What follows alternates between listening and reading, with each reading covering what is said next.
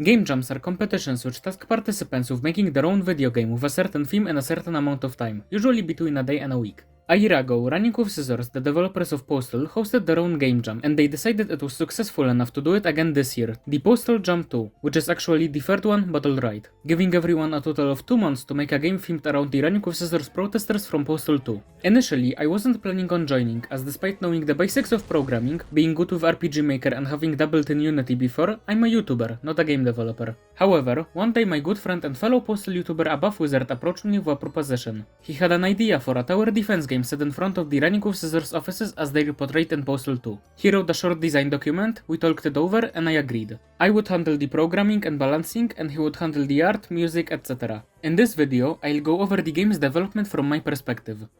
In the first few weeks, I focused on the very basics. The first thing that was added to the game was a very basic enemy, one that goes from point 1 to point 2 to point 3. At this point, everything was really rough. For example, I didn't know that you could make physical bodies not affected by gravity by changing from the dynamic body type to the static body type, so all of their gravity related stats are just really low. The second added mechanic is one of the game's roughest elements, the towers. In tower defense games, towers are the units placed by the player which automatically detect and shoot nearby enemies. In my game, this is something called raycasting, which is basically shooting lasers and seeing if they hit anything. When the towers find an enemy, they rotate towards them and spawn a projectile which travels towards the enemy and activates their take damage function. I made the projectile rotate while flying like the scissors do in Postal 2. One big issue that comes from how they were made is that they were only aware of a single target, and if there are multiple targets within range, it will choose a random one, and this wasn't that simple to fix. The solution is to have a list of targets, but the issue of that is that the code will keep detecting the same target, filling up the list with pointless duplicates. My initial idea was to give each enemy a marked flag that gets set to either true or false, and have only non-marked enemies get added to the list, but that caused the issue of only one turret being able to target an enemy at a time, which isn't optimal. I eventually figured out how to compare each found enemy to the turret's current enemy list to avoid duplicates, solving that issue.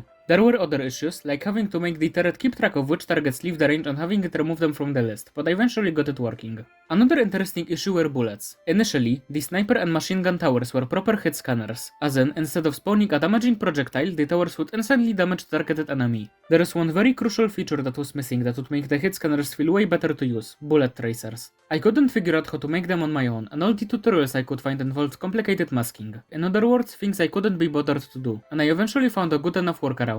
When making something else, I accidentally found a component called a trail renderer, and it does exactly what it claims to do. I messed with it until I had something that looked like a bullet trail, and I attached it to a bullet projectile. The unfortunate side effect of this is that the hitscan bullets would no longer be hitscan, but that was a compromise I was willing to make.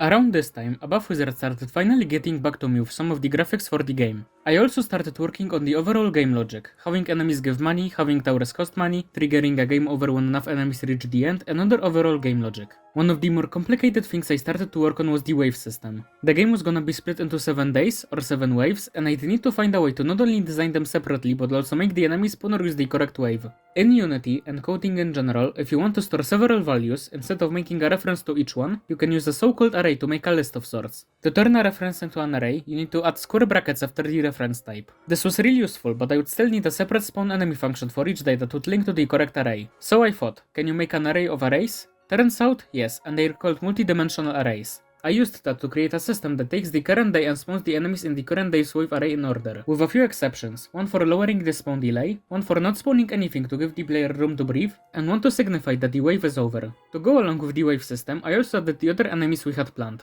Confidently Incorrect, which occasionally takes a fellow nearby enemy and boosts their speed for a few seconds, Misinformation Spreader, which greatly decreases damage taken to nearby enemies, and the Pigeons for the pigeon mission we had planned on first day.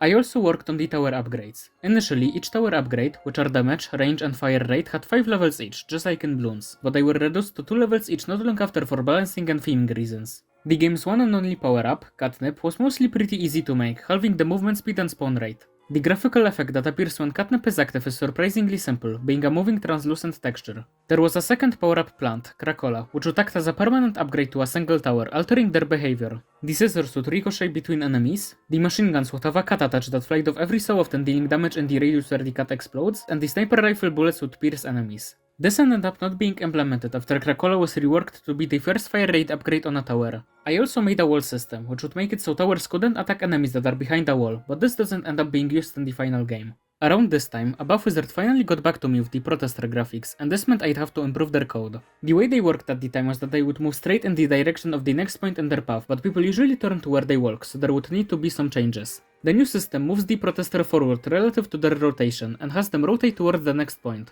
I also took this chance to add alternate paths. The plan from the very start would be that to compensate for the game only having one map layout, the player would obtain blockades to extend the map's length. This is good in gameplay but has the sad side effect of turning the code from a clean, if reached point, go to next point, to a ton of overrides for puffins and other fixes, including additional triggers to make enemies under the bridge unshootable.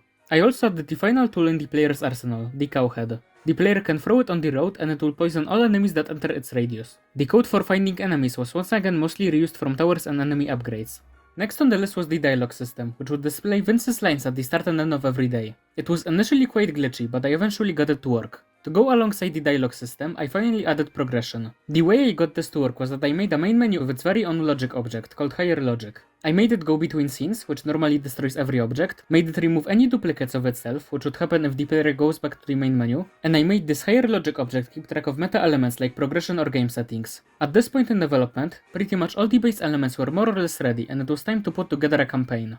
As it turns out, game balance is hard, but it had to be done sooner or later. This process wasn't as interesting as it was a process of playing the same levels over and over and over again with minor changes until they felt good to play. The most important decision was to decide how hard the game should be, and I decided to make it possible to beat perfectly, but make it so the average player can beat it without too much trouble. It was a long process that also allowed me to find many bugs I've missed before, and as shown in my internal patch notes, I was slowly but surely losing my patience. This was also when sound effects finally got implemented, and it's wild just how much they add to the game.